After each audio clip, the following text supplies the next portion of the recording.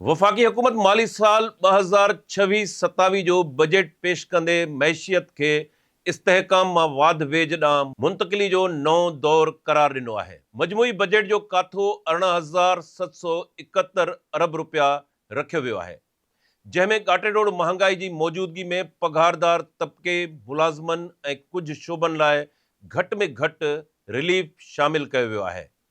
पर साॻिए वक़्तु वधीक नवां टैक्स लागू करे सूबनि जे हिसे मां वॾे पैमाने ते घटिताई कई वई आहे ऐं इहो मामिलो बहस जो मर्कज़ बणिजी वियो आहे। वफ़ाक़ी बजट 2026-27 में मजमूई ख़र्च 18,771 अरब रुपया रखियो वियो आहे, जॾहिं आमदनी जो वॾो दारोमदार 15,264 अरब रुपयनि जे टैक्स वसूलियुनि ऐं 5,336 अरब रुपयनि जी नॉन टैक्स आमदनी ते रखियो वियो आहे। इन मां मालूम थियो त हुकूमत जो माली ढांचो घणी हद ताईं टैक्स ऐं कर्ज़नि ते बीठल नज़र अचे थो। सरकारी ख़र्चनि में सभ खां वॾो हिसो कर्ज़नि ऐं व्याज जी अदायगी लाइ रखियलु आहे, जेको 8,054 अरब रुपया तक़रीबन 43% बणिजे थो, जंहिंखां पोइ दिफ़ा लाइ 3,000 अरब, पेंशन लाइ 1,169 अरब ऐं सब्सिडीज़ लाइ 1,091 अरब रुपया मुख़्तस कया विया आहिनि, जॾहिं त तरक़ियाती ख़र्चनि लाइ सिर्फ़ 1,000 अरब रुपया रखिया विया आहिनि, जेको मजमूई तरजीहुनि में तवाज़ुन जी खोट खे ज़ाहिर करे थो। मजमूई आमदनी ऐं ख़र्चनि जे विच में फ़र्क़ खे ॾिसंदे बजट में लॻभॻि 3,507 अरब रुपयनि जो माली ख़सारो थिए थो, जेको हुकूमत खे वधीक कर्ज़ वठण या अंदरूनी वसीलनि ते दबाव वधाइण ते मजबूर करे सघे थो।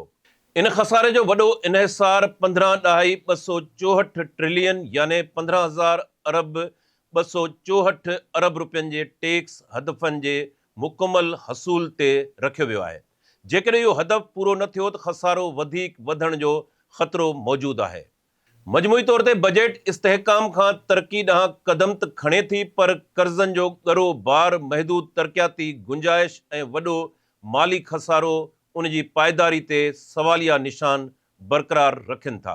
अरिड़हीं तरमीम खां पोइ आइन मूजिबि केतिराई खाता ऐं अख़्तियार सूबनि ॾांहुं मुंतक़िल थीणा हुआ, पर अमली तौर वफ़ाक़ गैर क़ानूनी तौर ते 12 खां वधीक वज़ारतूं ऐं कुझु अहम शोबा पाण वटि रखियो वेठो आहे। उन सां गॾु विर्छ जोगे पूल, डिविज़िबल पूल मां बि वफ़ाक़ सूबनि जे हिसे मां वॾी रक़म कटौती करे पंहिंजनि ख़र्चनि में इस्तेमालु करे थो। अंदाज़े मूजिबि लॻभॻि 5,000 अरब रुपया वधीक वफ़ाक़ खणे थो, जेको असल में सूबनि जो हिसो आहिनि, ऐं उन्हनि मां बि वॾी रक़म सिंध मां हासिल कई वञे थी। ही सूरतहाल माली वफ़ाक़ियत, फिस्कल फेडरलिज़म में अदम तवाज़ुन पैदा करे थी ऐं सूबनि जे तरक़ियाती गुंजाइश खे महदूद करे थी। नतीजे तौर वफ़ाक़ ऐं सूबनि जे विच में वसीलनि जी विर्छ बाबति तकरार ऐं बेइतमादी वधी रही आहे। बजट जो सभ खां वॾो समाजी पासो महांगाई सां लाॻापियल आहे। हुकूमत 650 अरब रुपयनि जा नवां टैक्स खणी आई आहे, जंहिं जे नतीजे में रोज़मर्रा जूं 36 खां वधीक आम वाहिपे वारियूं शयूं महांगियूं थियण जो ख़दशो आहे। खीर, गिह, तेल, मसाला, साबुण, शैम्पू, जूता ऐं घरेलू इस्तेमाल जूं शयूं महांगियूं थींदियूं। डिजिटल सर्विसेज, सोशल मीडिया आमदनी ऐं लग्ज़री शयूं बि वधीक महांगियूं थींदियूं। आम माण्हू लाइ आमदनी वधण खां वधीक ख़र्च वधण जो ख़तरो पैदा थी रहियो आहे, जेको महांगाई जे दबाव खे वधीक मज़बूत करे सघे थो। हुकूमत पघारुनि ऐं पेंशन में 7% वाध कई आहे, जेका महांगाई जे हिन दौर में नाकाफ़ी आहे। घटि में घटि उजरत में 10% इज़ाफ़ो कयो वियो आहे। पघारुनि ऐं पेंशन में घटि इज़ाफ़ो थियण ख़िलाफ़ सरकारी मुलाज़मनि ऐं रिटायर्ड मुलाज़मनि पारां एहतजाज जो सिलसिलो शुरू थी वियो आहे। वफ़ाक़ी बजट में मुख़्तलिफ़ इनकम टैक्स स्लैबनि में घटिताई कई वई आहे, पर इक़्तिसादी माहिरनि जो चवणु आहे त हीउ रिलीफ महांगाई जी मौजूदा रफ़्तार जे मुक़ाबले में महदूद आहे। बजट में टैक्स आमदनी जो हदफ़ 15.26 ट्रिलियन रुपया यानी 15,026 अरब रुपया रखियो वियो आहे। कर्ज़नि ऐं व्याज जी अदायगी लाइ 8.5 ट्रिलियन यानी 8,005 अरब रुपया रखिया विया आहिनि, जेको सभ खां वॾो ख़र्च आहे। दिफ़ा लाइ 3 ट्रिलियन रुपया यानी 3000 अरब रुपया रखिया विया आहिनि। तरक़ियाती प्रोग्राम PSDP लाइ 1 ट्रिलियन रुपया यानी 1000 अरब रुपया रखिया विया आहिनि। इहो ख़र्च घटि में घटि रखियो वियो आहे, जंहिंजो ॿियो मतिलबु इहो थियो त मुल्क में तरक़ियाती मनसूबा सभ खां वधीक मुतासिर थींदा। Benazir Bhutto income support programme में 17% वाध कंदे 838 अरब रुपया रखिया विया आहिनि। बजट जो लॻभॻि 40% खां वधीक हिसो कर्ज़नि जी वापसी में वञण मुल्क जी माली कमज़ोरी खे ज़ाहिर करे थो। बजट जो सभ खां हसास ऐं सियासी पासो सूबनि सां लाॻापियल आहे। वफ़ाक़ विर्छ जोगे पूल मां सूबनि जो लॻभॻि 1 ट्रिलियन रुपया यानी 1000 अरब रुपया हिसो घटि करे वरितो आहे ऐं सभ खां ख़तरनाक पासो इहो आहे त इहो बंदोबस्त 2029 ताईं जारी रहंदो। सूबनि खे गॾियल तौरु 1.8 ट्रिलियन रुपया यानी 1008 अरब रुपयनि जो सरप्लस ठाहिण जो हदफ़ ॾिनो वियो आहे। ही पॉलिसी अमली तौर ते सूबनि लाइ वॾो माली दबाव पैदा करे थी। उन सां तरक़ियाती ख़र्चनि में घटिताई जो ख़दशो पैदा थियो आहे। सिहत, तालीम ऐं मक़ामी तरक़ियाती मनसूबनि ते इंतहाई मनफ़ी असर पवंदो। वफ़ाक़ी बजट जे अंगनि अखरनि खां पोइ सूबे जी माली ख़ुदमुख़्तियारी में घटिताई अचण जो अंदेशो पैदा थियो आहे ऐं इहो पासो सिधो सौ अरिड़हीं तरमीम मथां वार आहे। विर्छ जोगे पूल मां आबादी ऐं रेवेन्यू जे हिसाब सां सभ खां वॾो हिसो सिंध जो आहे। तंहिं हूंदे बि ख़दशो इहो आहे त सिंध जो वफ़ाक़ी आमदनी में हिसो त वॾो आहे, पर मोट में सिंध खे तमामु घटि हिसो मिले थो।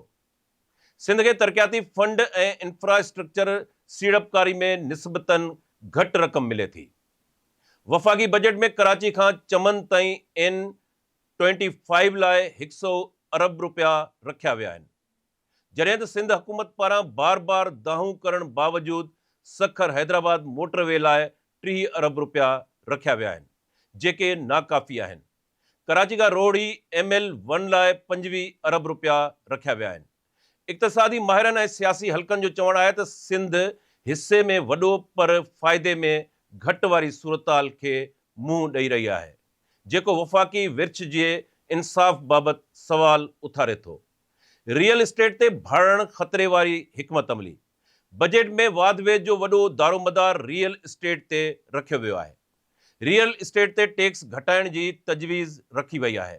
तामीराती शोबे खे सब्सिडी ॾियण जो फ़ैसिलो कयो वियो आहे। मुआशी तज़िये निगरनि जो चवणु आहे त ईरान अमेरिका जंग जे नतीजे में दुबई समेत अरब इमारात जे मुल्कनि मां रियल इस्टेट जा सीड़पकार पाकिस्तान अची सघनि था। इन लाइ रियल इस्टेट शोबे खे रियायतियूं ॾिनियूं वयूं आहिनि। इक़्तिसादी माहिर इन हवाले सां जंहिं ख़दशे जो इज़हार करे रहिया आहिनि, उन्हनि में उन्हनि जो चवणु आहे त उन सां आर्ज़ी बूम ईंदो, डिघे मुदे लाइ को बि फ़ाइदो न थींदो। कयास आराइन में वाध ईंदी, डिघे मुदे वारी पैदावार में कमज़ोरी ईंदी। वफ़ाक़ी बजट में FBR जे हवाले सां 650 अरब रुपयनि जा नवां टैक्स लॻाइण जी तजवीज़ ॾिनी वई आहे। 18% खां वधीक टैक्स वसूली जो हदफ़ मुक़ररु कयो वियो आहे। जेकॾहिं इहे हदफ़ पूरा न थिया त तरक़ियाती मनसूबा घटिजी सघनि था या नओं मिनी बजट आणे टैक्स वधाइणा पवंदा। वफ़ाक़ी बजट जे अंगनि अखरनि सां महांगाई में वाध जो ख़तरो वधी वियो आहे। सूबनि जे हिसे में घटिताई अचण सां सूबनि लाइ माली हवाले सां मुश्किल सूरताल पैदा थींदी। कर्ज़नि ते भाड़ण वारो रुझान वधंदो। रियल इस्टेट ते भाड़ण सां डिघे मुदे वारे मुआशी तरक़ी वारनि हदफ़नि खे धकु रसंदो। वफ़ाक़ी बजट 2026-27 खे हुकूमत वाध वेध जो आगाज़ करार ॾिए थी, पर हक़ीक़त में इहो हिकु अहिड़ो मॉडल आहे जंहिंसां समाजी दबाव यानी महांगाई वधंदी, आवाम लाइ वधीक मुश्किल सूरताल पैदा थींदी। वफ़ाक़ ऐं सूबनि जे माली तवाज़ुन ते नवां सवाल उथंदा ऐं सूबाई ख़ुदमुख़्तियारी ऐं अरिड़हीं तरमीम जे हवाले सां अॻु मौजूद ख़दशनि में इज़ाफ़ो थींदो। ख़ासि तौर ते सिंध लाइ इहो सवाल वधीक अहम आहे त जॾहिं सिंध जो हिसो वॾो आहे त पोइ सिंध खे मोट में घटि हिसो छो थो ॾिनो वञे।